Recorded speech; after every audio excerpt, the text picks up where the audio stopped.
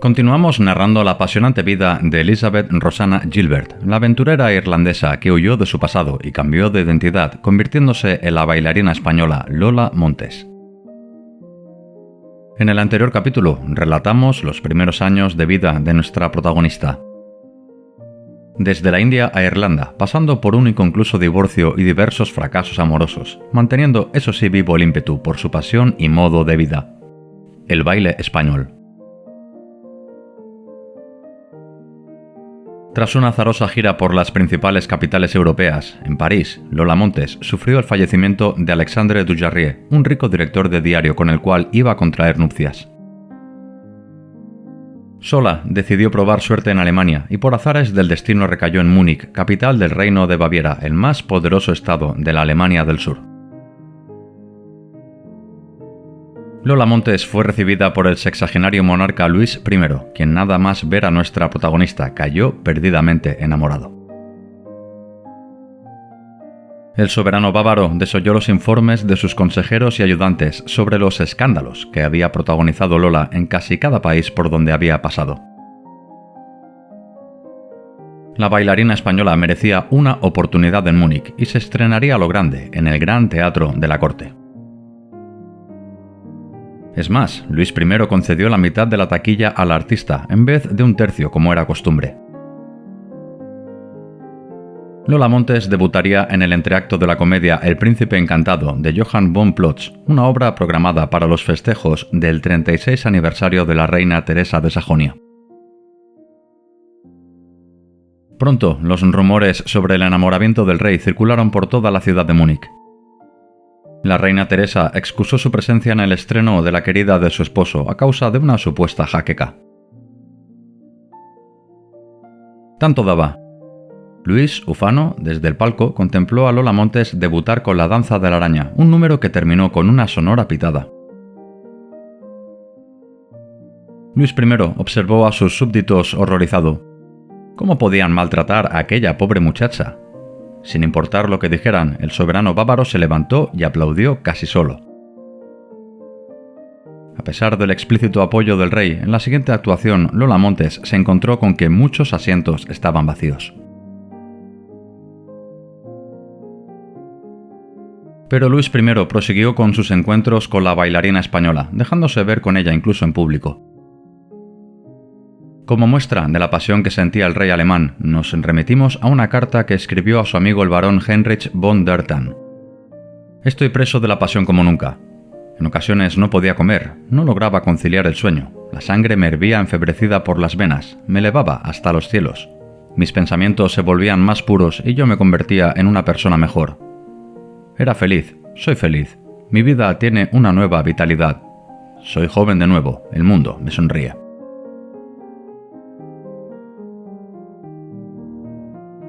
Luis, amante del arte, como no, de inmediato dispuso que Lola Montes pasara a formar parte de la Galería de las Bellezas, una estancia real donde se exhibían 30 retratos de las mujeres más hermosas de la época. Desde damiselas de la alta nobleza hasta la hija de un zapatero. Las malas lenguas bisbisaban que la mayoría de muchachas retratadas eran o habían sido amantes de Luis I. El pintor que ejecutó la obra fue Joseph Karl Stiller, y el resultado lo pueden ver en sus pantallas. Lola Montes, en su plenitud, a los 25 años de edad. Pronto, Luis I dio un paso más allá y le asignó a nuestra protagonista una secreta pensión consistente en 10.000 florines al año, una cantidad nada desdeñable, pues un ministro cobraba unos 6.000 florines anuales. En estos momentos, Lola residía en el lujoso hotel Bayerische Hof, lugar a donde religiosamente cada día acudía a visitarla el rey. Pero pronto Lola Montes reclamó una residencia para ella sola. El sexagenario monarca accedió, comprándole una lujosa villa estilo italiano en el número 7 de la Barrelstrasse. Entre el precio de compra, la reforma y decoración, Luis I abonó unos 50.000 florines. Recordamos que el salario anual de un ministro era de 6.000 florines. Lola pedía y el rey consentía. Nuestra protagonista contó con servicio, carruaje e incluso una pequeña corte compuesta por varias doncellas. En esta vivienda, Luis y Lola pasaron agradables momentos. Los enamorados gustaban de conversar sobre arte y en especial sobre España, nación por la cual Luis I sentía una especial debilidad. El monarca bávaro estaba pletórico, exultante, y a pesar de su conocida austeridad, no le importaba derrochar su dinero con presentes de alto valor como joyas y otras fruslerías. Podríamos pensar que Lola por fin había encontrado la vida que quería. Vivía como una aristócrata, amante de un rey y sin necesidad de preocuparse por los altibajos de su carrera artística. Pero ya sabemos del voluptuoso ánimo y sensualidad de nuestra protagonista. Como sucedía en cada ciudad donde pasaba, Lola congregaba en torno suya un nutrido grupo de admiradores. El principal de ellos era un oficial de artillería, Friedrich Nussbaumer, con quien se dejaba ver agarrada del brazo por las calles de Múnich. De inmediato corrió el rumor de que Luis I, a fin de normalizar la situación con su amante, los pretendió casar. Muchos consejeros informaron a su rey sobre los devaneos de Lola Montes con el joven oficial, pero Luis I rechazó cualquier tipo de sospecha que recayera sobre su Lolita, así gustaba llamarla. La amante del rey incluso fue más allá en sus pretensiones, demandando a su querido un título nobiliario, algo difícil pero no imposible de conseguir, pues si bien el rey tenía potestad para realizarlo de manera unilateral, oficialmente necesitaba de la aprobación de la nobleza bávara. Ante los enfados de Lola por las dilaciones del rey, Luis I la compensó, modificando su testamento para que, tras su muerte, heredara 100.000 florines y 2.400 florines anuales de por vida, siempre que nunca contrajera matrimonio. Más pronto, Lola protagonizó sus primeros escándalos públicos en Múnich. Cierta noche, en estado de ebriedad, fue en búsqueda de su amigo, el oficial Nussbaumer. Lola se equivocó de dirección y en plena noche aporreó varias puertas hasta que una mujer le recriminó su comportamiento, ante lo cual Lola respondió que anduviera con cuidado, pues ella era la amante del rey. El jefe de policía, Johann von Pechmann, informó al rey sobre el suceso, pero como siempre, Luis I hizo oídos sordos ante cualquier falta de su Lolita. A pesar de ello, Pechmann demandó informes a sus colegas europeos, pues nuestra protagonista, desde que entró en Múnich, se negó a facilitar cualquier documento que la identificase. El jefe de policía además tenía infiltrada a Crescentia Ganser, intérprete y doncella residente en el domicilio de Lola Montes. Pechmann quiso aportar una prueba contundente y la encontró con el testimonio de esta señorita, quien en declaración jurada afirmó que Lola Montes mantenía relaciones sexuales con el oficial Nussbaumer.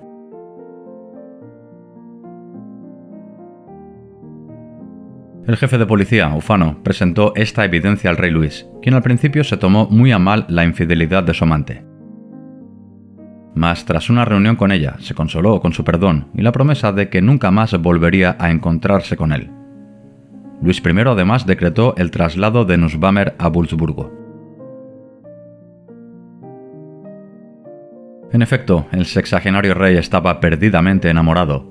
En una carta a su confidente, el barón von Thun le dijo: «Querido amigo, Lolita, así es como la llamo, está siendo y será por siempre terriblemente calumniada. Una extranjera que desea instalarse en Múnich, una extranjera bella, espiritual y amada por el rey. ¿Qué más se necesita para levantar contra ella la maledicencia, la hostilidad y la persecución? Pues todo esto acabará y resplandecerá la verdad. Lola no es solo una mujer que me ama, sino una buena amiga que me ha prometido decirme siempre la verdad».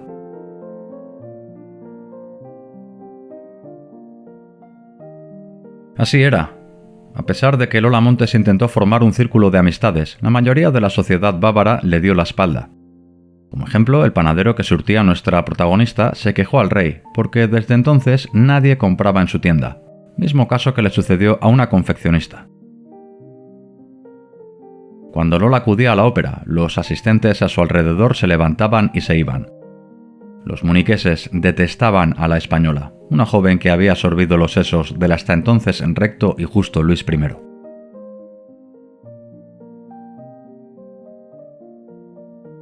El soberano bávaro gastó ingentes cantidades económicas en el mantenimiento de su prometida, unos presupuestos que a veces salían de la fortuna personal del rey y otras veces se encubrían como gastos estatales.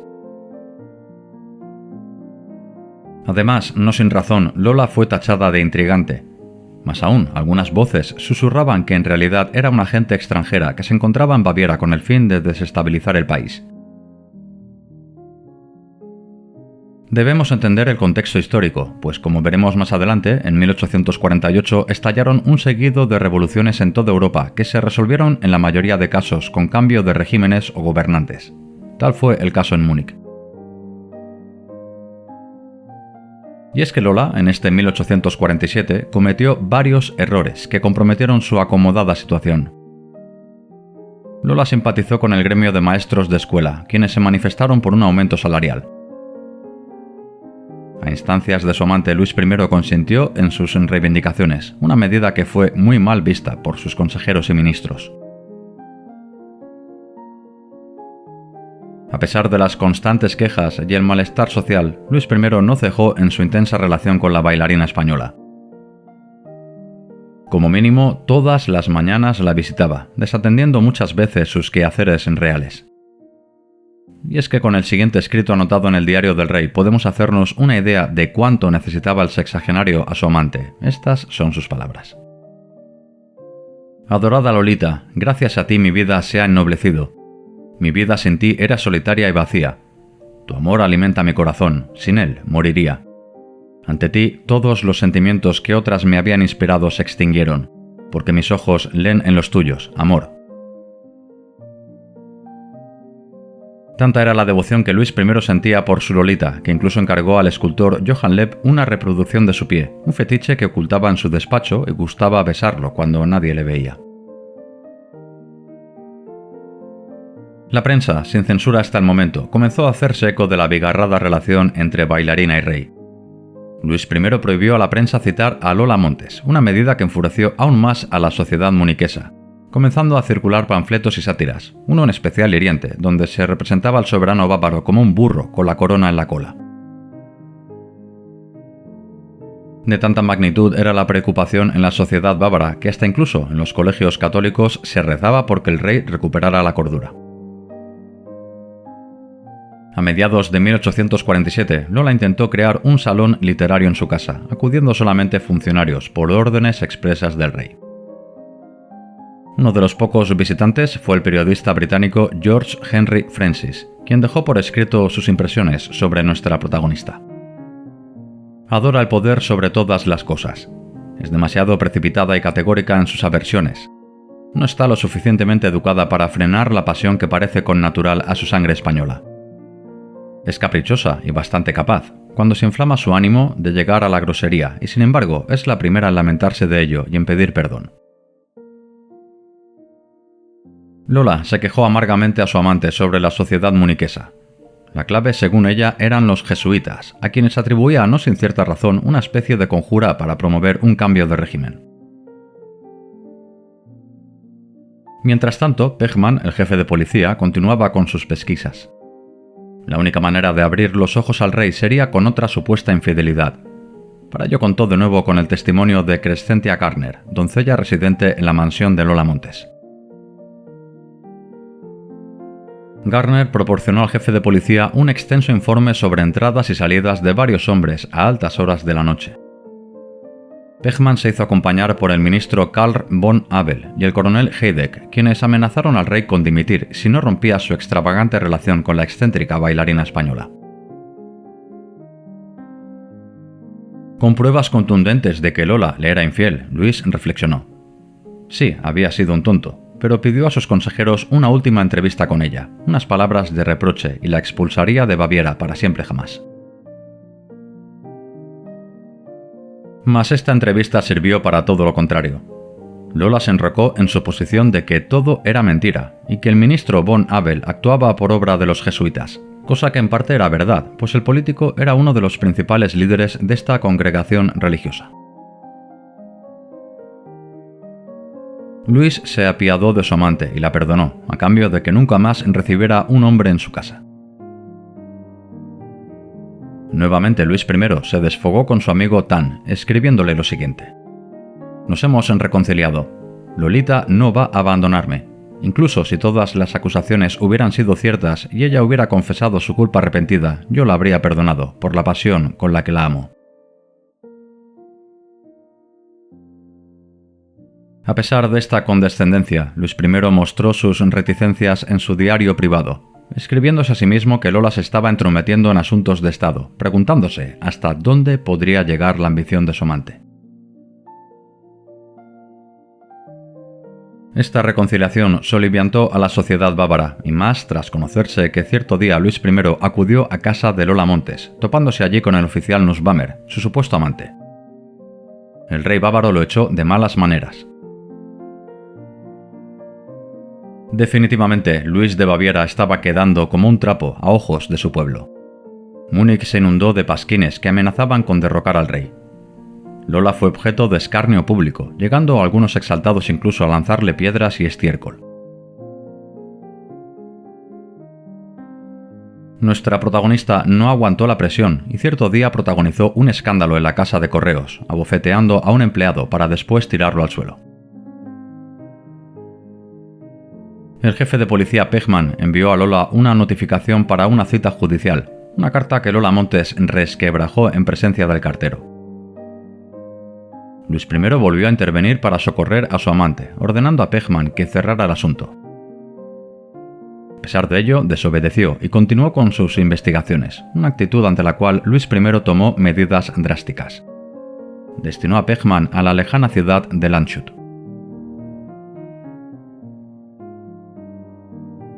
El asunto Lola Montes había llegado demasiado lejos.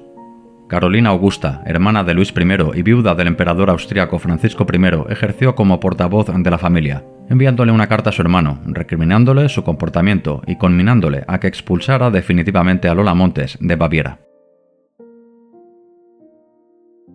Los jesuitas, recordamos, una organización religiosa con gran ascendencia en Baviera, consiguió incluso que el Papa Pío IX enviara una misiva amonestando al soberano bávaro por su conducta.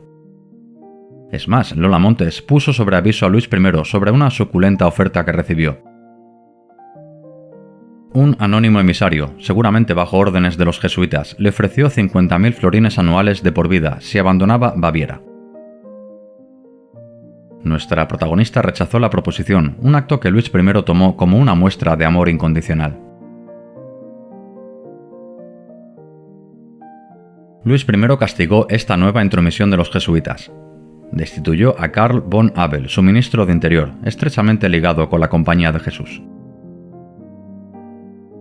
El monarca bávaro quiso recompensar a Lola por su lealtad, incluso pretendió otorgarle la ciudadanía bávara y un título nobiliario, una medida que solo contó con un voto favorable en su Consejo de Estado. A pesar de la renuencia del gobierno, Luis I aprobó unilateralmente la propuesta de concederle la ciudadanía bávara, una medida que provocó la dimisión en bloque del Ejecutivo. En medio de todo este caos, una anécdota de lo más divertida. Luis I pidió al pintor Joseph Karl Stieler un nuevo retrato de su amada. Lola acudió al estudio del pintor acompañada por su perro Zampa, animal que comenzó a perseguir a los pavos reales que el artista tenía en su corral. Los pavos, animales muy valorados en la época, salieron a la calle y el pintor corrió tras ellos. Lola Montes, vestida al estilo renacentista, y Luis I, que también se encontraba allí, persiguieron a los pavos, una escena de lo más cómico que provocó todo tipo de chascarrillos y chanzas en la sociedad muniquesa. Fuera de esta historieta, la situación en Baviera era crítica. Luis I se devanó los sesos con el fin de encontrar miembros para su nuevo gobierno, pues muchos candidatos declinaron la oferta. Lola Montes dio un paso más allá, sugiriendo al rey personajes cercanos a ella. Incluso, nuestra protagonista exigió a su amante acudir a las audiencias, como si se tratara de la reina. Luis I no consintió en esta última propuesta, pero sí que aceptó algunos nombres sugeridos por Lola. Como resultado, el reino de Baviera contó con un gobierno de marcado carácter liberal y progresista. La Universidad de Múnich, tanto profesorado como alumnado, tomaron a mal la formación del nuevo gobierno, puesto que el destituido Karl von Abel había sido muy generoso con la institución. Todo estalló a raíz de la petición de un profesor, que en el claustro demandó un homenaje a Karl von Abel. Luis I tomó represalias, despidiendo al docente de manera fulminante. Los estudiantes exigieron su reincorporación y como medida de protesta acudieron frente a la casa de Lola Montes, quien los saludó desde el balcón, brindando en la lejanía con una botella de champán. La chanza estuvo muy cerca de salirle cara, pues una piedra de grandes dimensiones a punto estuvo de impactar en su cabeza. Lola, furiosa, regresó al interior de la casa para después salir al balcón otra vez y amenazar a los estudiantes con un cuchillo de grandes dimensiones. Ante el cariz que estaba tomando los acontecimientos, la policía disolvió la manifestación y los estudiantes decidieron acudir al Palacio Real, lanzando piedras sobre la fachada. La prensa internacional se hizo eco del suceso. A colación del caso, el 20 de marzo de 1847, el Pictorial Times publicó un reportaje sobre la auténtica identidad de Lola Montes, una pieza periodística que nuestra protagonista rebatió, enviando una carta de disconformidad al diario. En estos críticos momentos, Luis se encontraba delicado de salud debido a unas graves erupciones cutáneas y unas fuertes jaquecas, un malestar que se prolongó por 6 semanas. Pero a finales de abril el rey se recuperó, y para mayor sorpresa suya, a pesar de los motines estudiantiles, la sociedad bávara acogió de buena gana el nuevo gobierno progresista. Luis I incluso permitió fumar en público en toda la ciudad de Múnich, una medida propuesta por Lola, ya que era una gran fumadora. Fue en estas semanas cuando Lola tomó medidas con el fin de garantizar su seguridad. 3 estudiantes de la universidad se ofrecieron como escoltas personales, un trío encabezado por un apuesto joven llamado Elias Peisner, veremos, un hombre que jugó un papel decisivo en los futuros acontecimientos. Llegó el verano e incluso Luis pudo separarse por unos días de la familia real para pasar unas cortas vacaciones con su amada en Brückenau. Pudiera parecer que Lola y Luis gozarían de unos agradables días de intimidad, fuera de la presión de la gran ciudad, pero sucedió todo lo contrario. Según recoge Luis I en su diario, Lola le volvió a pedir un título nobiliario y no se contentó con las promesas del rey. Discutieron casi a diario. Lola también comprobó la pésima reputación de la que gozaba, incluso a decenas de kilómetros de Múnich. En Bamberg fue acosada por los lugareños, debiendo de huir por la noche de la posada donde se alojaba. Y donde no tenía enemigos, los encontraba, pues en Wurzburgo volvió a abofetear a un guardia por no permitirle entrar en un pabellón acompañada de su perro Zampa. Lola pues acortó sus vacaciones, regresando antes de tiempo a Múnich. Nada más pisar la capital bávara, Lola se reunió con Elias Peisner, quien con gran solemnidad le anunció la ampliación de su particular guardia pretoriana a 15 miembros, que incluso se registraron oficialmente con el nombre de Alemania. Esta no fue la única buena noticia que Lola recibió a su regreso a Múnich. Luis I decidió recompensar a Lola Montes con aquello que tanto había soñado. El rey bávaro le concedió un título nobiliario, Condesa de Landsfeld, un nuevo título que no acarreaba el señorío sobre ningún territorio, pues Landsfeld no existía. Luis I juntó el nombre de 2 ciudades, Landshut y Hellberg. Además, el astuto rey bávaro se guardó un truco bajo la manga, pues el título, tal y como supo Lola meses más tarde, no tenía validación alguna, ya que nunca fue publicado en el boletín oficial. Pero como no podía ser de otra manera, Lola recibió con gran entusiasmo esta nueva muestra de amor del rey bávaro. Como complemento a su nuevo estatus, Luis I duplicó la asignación anual a su amante, pasando a la cantidad de 20.000 florines.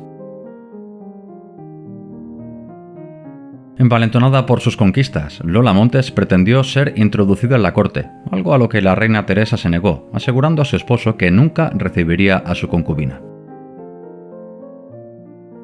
Conforme a su nuevo rango, nuestra protagonista jugó a héroes y princesas, dotando a los miembros de la Asociación Alemania de un uniforme, compuesto de calzones de piel blancos, chaqueta de terciopelo negro y gorro rojo.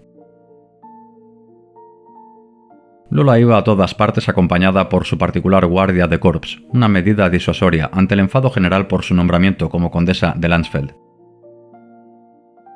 Más aún, Lola no mostraba reparos en invitarlos cada día a su casa, organizando veladas que se alargaban hasta altas horas de la noche. En una de estas fiestas, Lola, en estado de ebriedad, se golpeó con una lámpara que colgaba del techo, siendo atendida de urgencia por los médicos que posteriormente informaron al rey. Luis I dudaba acerca de la fidelidad de su amante. Sus informantes le comunicaron que Lola habilitó un edificio anexo como residencia permanente de Elias Peisner. Tenía que descubrir qué sucedía en aquellas alocadas noches. Luis I llamó a su despacho a Elias Peisner, quien le acabó confesando que estaba perdidamente enamorado de Lola Montes y su amor era correspondido, pues a diario mantenía relaciones íntimas con ella. Enfurecido, el rey bávaro exigió explicaciones a su amada, pero Lola le tenía la medida bien tomada. Juró y perjuró que había sido un error puntual, un devaneo puramente físico, su alma y cuerpo le pertenecían por entero al rey de Baviera. Luis I perdonó de nuevo a nuestra protagonista e incluso consintió con el nombramiento de Franz von Bergs como ministro de Interior, padre de uno de los mosqueteros de Lola Montes. Esta designación encendió de nuevo los ánimos en la población bávara. Luis I ordenó requisar centenares de anónimos pasquines que circularon, donde aparecía Lola Montes paseando a un perro que portaba una corona en la cabeza. A modo de reflotar la imagen pública de su amante, Luis I sondeó a varios personajes de la nobleza para que formaran parte del entorno artístico e intelectual de Lola. Todos alegaron variopintas excusas, tan solo aceptó el barón Hohenschausen, amigo personal del rey de Baviera y ministro de la guerra. Al día siguiente de acudir a una tertulia en casa de Lola, Hohenschausen dimitió, advirtiendo a Luis I que en un supuesto que la población se rebelara, muy posiblemente el ejército no defendería al rey.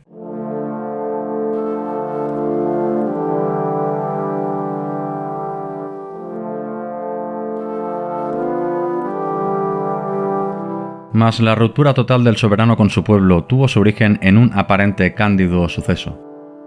Lola pidió a Luis organizar un almuerzo entre sus protectores de la Asociación Alemania y algunos miembros del gobierno, quienes declinaron la proposición.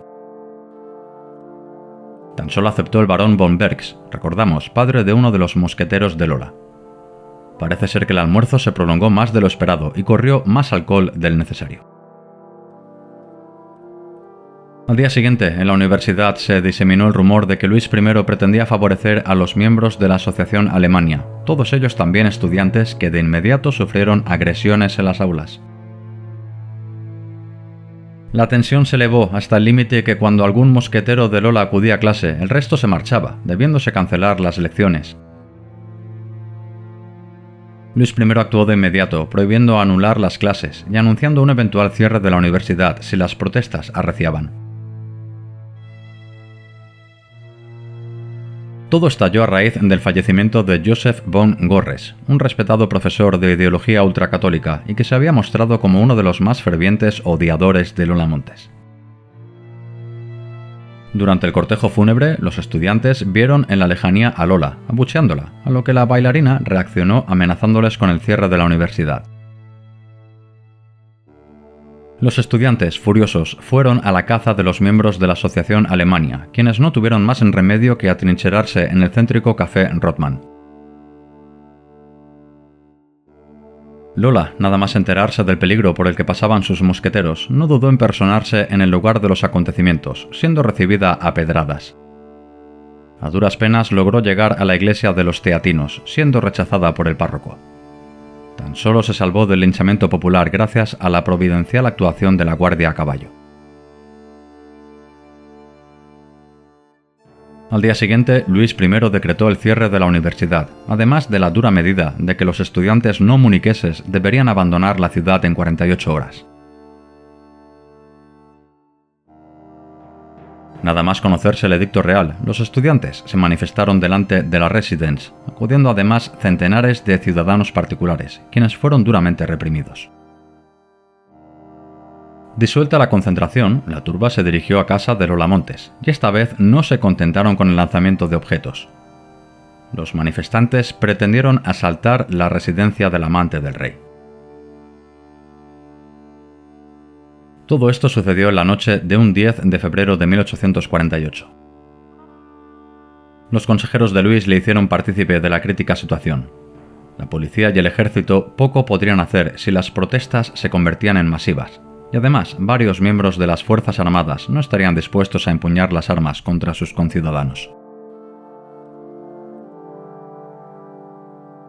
Luis escribió una desesperada carta a Lola, conminándole a que abandonara la ciudad esa misma noche, una orden que fue rechazada por nuestra protagonista.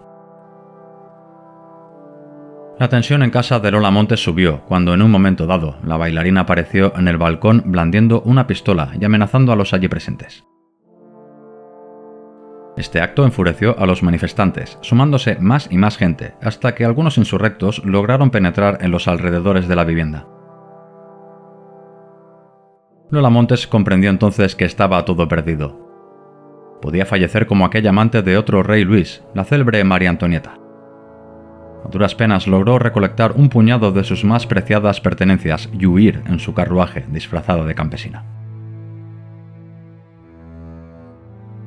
Ante el violento devenir de los acontecimientos, Luis se presentó en el lugar de los hechos, anunciando con gran solemnidad que reabriría la universidad y destituiría al jefe de policía, según él, el máximo responsable de los tristes sucesos. El rey de Baviera recibió una pedrada que le dejó inconsciente.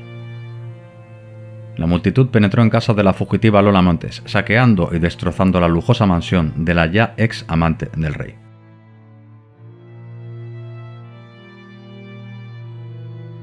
Lola, disfrazada de campesina y acompañada por una de sus sirvientas, se alojó en Groß-Hesselhohe, villa ubicada a 8 kilómetros de Múnich.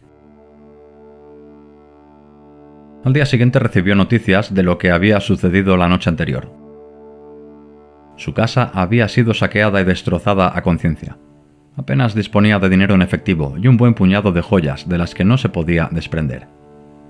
¿A dónde ir? Lola escribió una desesperada carta a Luis, rogándole para que abdicara y se reuniera con ella en Lausana.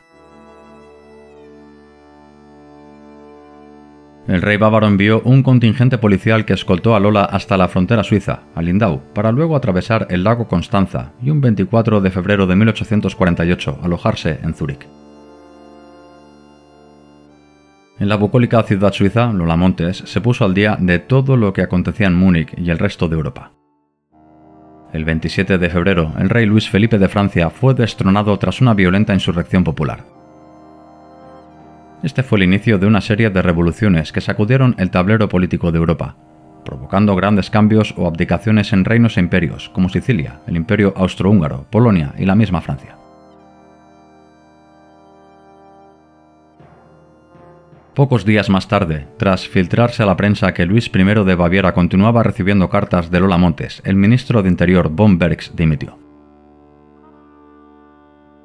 Este fue el desencadenante de un seguido de protestas, donde los manifestantes bávaros reclamaron la abolición de la censura, una nueva ley electoral y que los militares juraran lealtad a la Constitución, no al rey. Luis I, acorralado, disolvió el Parlamento y convocó nuevas elecciones, una medida que en absoluto satisfizo a los sublevados. El 4 de marzo, una turba se apoderó de la principal armería de Múnich. Luis I entonces no tuvo más en remedio que aceptar todas las reclamaciones de sus súbditos, una medida que fue acogida con gran júbilo por parte del pueblo muniqués.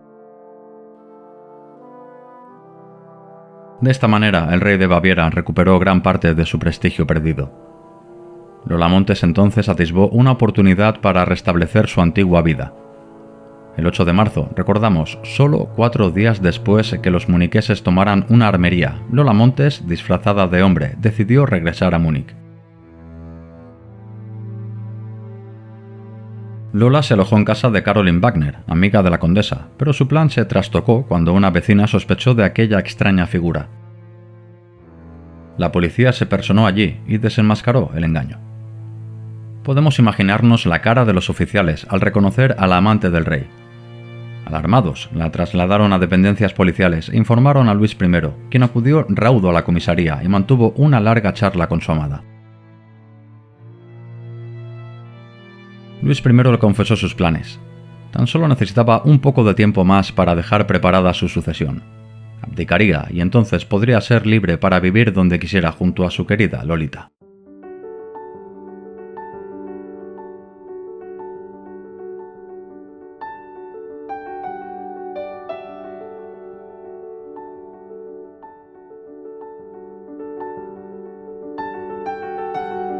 Pero al amanecer toda la ciudad de Múnich ya se había enterado del asunto. Pronto las calles se llenaron de manifestantes, unas protestas que registraron su punto álgido el 15 de marzo, cuando una turba se dirigió al palacio de Fürstenried, residencia de verano de la familia real, donde se creía que Lola estaba oculta. Decepcionados al no encontrar al amante del rey, los protestantes asaltaron la comisaría de Múnich. Luis I entonces comprendió que todo estaba perdido. O Lola o su trono.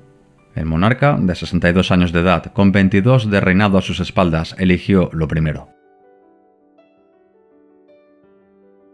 Un 20 de marzo de 1848 abdicó en favor de su hijo y heredero Maximiliano II. A cambio, el emérito rey pactó unas situaciones ventajosas para su persona. Mantendría sus posesiones en el reino, podría vivir todo el tiempo que desease fuera de Baviera y se garantizó una renta anual de 500.000 florines. Mientras tanto, bajo órdenes del abdicado rey, Lola se instaló en Ginebra, ciudad donde alquiló una lujosa mansión a expensas de la fortuna de su real amante. Nos podemos hacer una idea de la suntuosidad de la villa rentada con el hecho de que esta fue la mansión donde residió Josefina I tras ser repudiada por Napoleón. Desde Múnich llegaron 60 baúles, con las pertenencias que Lola pudo recuperar de su estancia en Baviera, contando nuestra protagonista con servicio completo y una reforma en la que no escatimó dinero. Mientras Luis permanecía en Baviera ultimando su retirada, Lola se rodeó de un puñado de galanes que acudieron como un enjambre a la corte de la condesa de Landsfeld. El más avispado de ellos fue un tal Auguste Papon, quien se presentó como marqués de Sarde, hijo del director adjunto del Tesoro de Francia y una noble dama de la Provenza. La verdadera identidad la conoció Lola Montes unos meses después. En realidad, Auguste Papon era un sacerdote expulsado de la vida monacal por su inapropiada conducta. Más tarde recondujo su carrera laboral a la abogacía, hasta ejercer como timador de baja estofa. Como no podía ser de otra manera, Lola Montes se enamoró del falso noble, instalándolo incluso en su lujosa villa, que recordamos financiaba Luis I de Baviera. Mientras Lola vivía esta aventura, casi a diario recibía encendidas misivas del soberano bávaro, quien le informó que para principios de septiembre podría escaparse unos días a Ginebra. El chasco vino el 25 de agosto, aniversario del emérito rey bávaro, cuando en lugar de una carta de felicitación de su amada recibió una misiva donde le apremiaba para que le entregara 1000 francos. Luis I entonces comenzó a desconfiar de su amada, pues según sabemos, gracias a su diario privado, se valió de los servicios secretos bávaros para conocer en detalle la vida de Lola Montes en Ginebra. Luis I sabía de la relación que mantenía con Auguste Papon, pero lo que no pudo soportar fue la presencia de Elias Peisner, recordamos, el antiguo protector de Lola Montes durante su estancia en Múnich. Mas Elias Peisner no acudió a Ginebra por placer. Recibió una desesperada misiva de Lola Montes pidiéndole su venida con el fin de que la ayudara a desembarazarse de Auguste Papon. Peisner, como no, acudió presto a defender a su amada, pero gracias a unas cartas enviadas a un amigo sabemos de la penosa impresión que el estudiante se llevó. Según nos narra él mismo, vio a Lola desquiciada, en extremo excéntrica y deteriorada físicamente. Tras unos días en Ginebra, huyó sin avisar a su amiga. Y es que Lola tenía motivos para estar desesperada, pues Luis I, sabedor de su vida disoluta, se negó a visitarla. El problema es que el emérito rey era el que financiaba su lujoso estilo de vida y además le debía entregar en persona sus preciadas joyas. Lola entonces se valió de Auguste Papon para que actuara como intermediario. El amigo de Lola viajó hasta Múnich y le comunicó a Luis I el deplorable estado económico y de salud en el que se encontraba Lola. Debía hacer frente a un inminente pago de 20.000 francos, cantidad que Luis I abonó en el acto. Este dinero lo utilizó nuestra protagonista para finiquitar las deudas de su alquilado inmueble y mudarse a una casa donde convivió con Auguste Papon y sus padres. Cierto día, Lola Montes conoció en Ginebra a un viajero británico que atendía el nombre de Lord Julius, de 20 años de edad y heredero de una gran fortuna. De esta manera, Lola logró desembarazarse del estafador Auguste Papon, quien en un último acto de bajeza acudió de nuevo a Baviera, dispuesto a chantajear al emérito rey. A cambio de 10.000 francos y ser nombrado chambelán, no publicaría las cartas entre Lola Montes y el rey, unos documentos que aseguraba tener en su poder. Luis I despidió con cajas destempladas al extorsionador. El 7 de febrero de 1849, Papon publicó un librillo bajo el título Memorias de Lola Montes y cartas íntimas de Su Majestad Luis, rey de Baviera. En realidad, este fue un panfleto con poco contenido sustancial, pues se basaba en recortes de prensa y anécdotas que eran de carácter público. Pocos días después de su publicación, Luis I intermedió para que el gobierno suizo deportara a Papon a Francia, acusado de extorsión y robo de documentos. Pero este no fue el único incidente desagradable que tuvo que soportar el anciano rey bávaro. Quería conocer toda la verdad y para ello ordenó llamar a Elias Peisner. El estudiante tan solo solicitó una beca para ir a Estados Unidos. A cambio confesó todo. En la intimidad, Lola se refería a Luis como su querido padre o anciano amigo. Ella verdaderamente se había entregado en cuerpo y alma a él, manteniendo relaciones íntimas en multitud de ocasiones.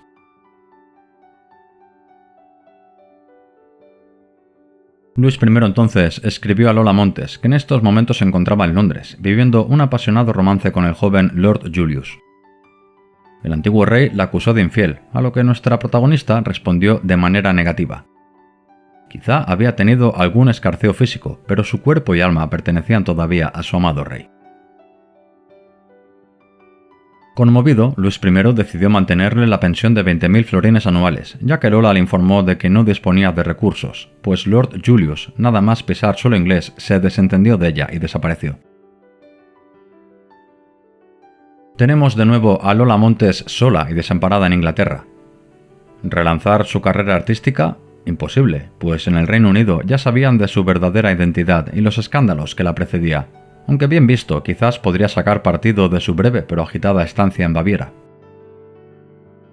En el siguiente y último capítulo veremos cómo Lola Montes reinventó su carrera profesional en una nueva faceta que le llevó a recorrer los Estados Unidos y Australia.